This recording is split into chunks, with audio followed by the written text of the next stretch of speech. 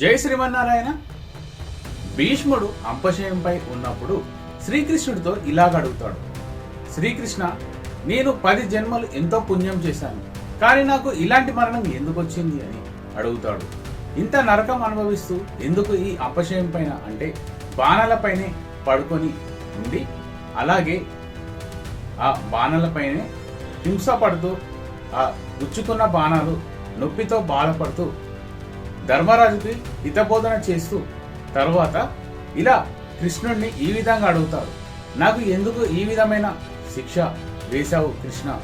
నేను 10 జన్మలు ఎంతో పుణ్యం చేశాను, కానీ నాకు ఎందుకు ఇలాంటి కర్మ వచ్చింది అని అంటాడు. అప్పుడు శ్రీకృష్ణుడు, నీకు గుర్తున్న కాడికి ఈ 10 జన్మల పుణ్యం చేసిందే గుర్తుంది, కానీ అంతకుముందు జన్మలో నీవు ఒక అడవిలో వేటకు వెళ్ళినప్పుడు నడుచుకుంటూ వెళ్తున్నప్పుడు నీకు ఒక పాము కనిపించింది.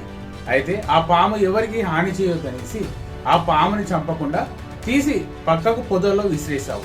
అప్పుడు ఆ పాము వెళ్ళి ఒక ముళ్ళ పొదల్లో పడింది. ఆ పాము బయటికి రాలేక వెళ్ళలేక ముళ్ళులు కుచ్చుకుంటూ వెళ్దామంట ముళ్ళులు కుచ్చుకోవడంతో చాలా బాధపడింది.